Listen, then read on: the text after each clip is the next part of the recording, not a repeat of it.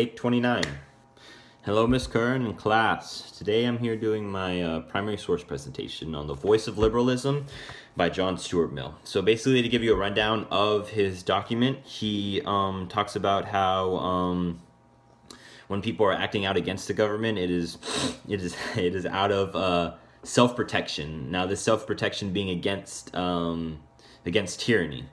Now, actually, here in the U.S., we actually have a similar system. We call them civil liberties, and what these civil liberties do is actually protect us from tyranny or protect us from the government.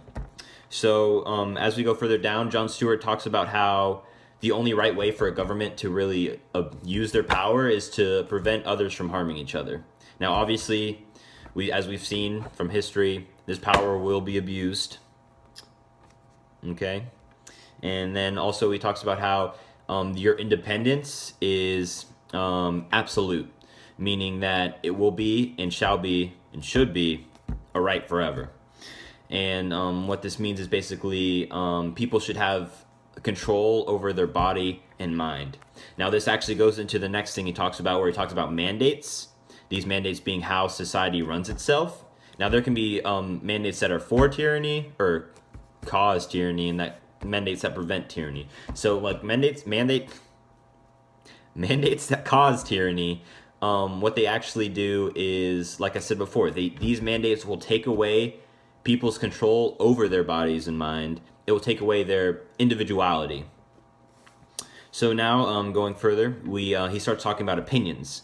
Now, everyone can have their own opinion, obviously, he states that, but the only way you can really put your opinion on someone else is when they voluntarily accept that opinion, or they allow you to place that opinion on them.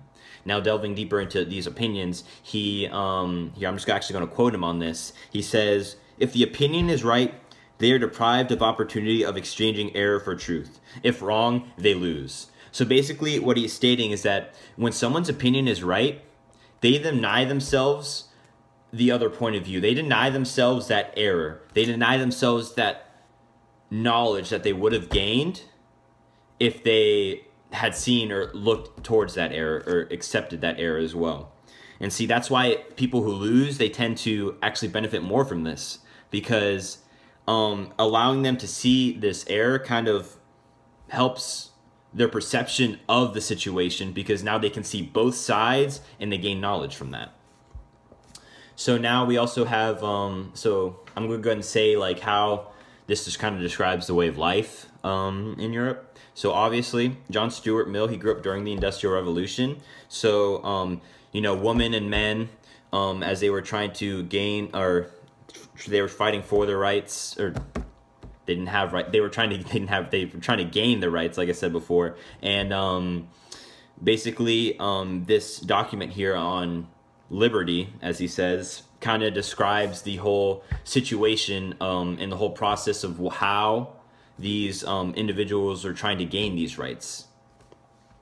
So here, I wrote a little poem. I mean, I guess it's not really long. It's kind of about the document. I mean, it's kind of like I'm like the voice of the working class. So, I mean, I guess you can decide that. So, I'm going to go ahead and go. We, the people, need a voice to be heard, because for some reason, they cannot understand our words. We give them our time, yet they commit the crime. We give them our effort, but we are the ones that suffer. How can they have the audacity to say that we are just lucky to have the jobs, when they do not even know what it is like working in a factory at all? They come up with so many excuses without realizing their abuses. Our bodies are going numb from working every day from dawn till dusk and dusk till dawn, hoping that someday we live in a world that puts people before business.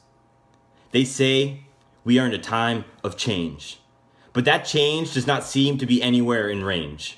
We point our fingers to the sky, hoping the Lord will cover their eyes so they will see what truly lies. A group of citizens struggling to survive. So that's a poem. Thanks again, I guess. And I hope you all have a wonderful Wednesday.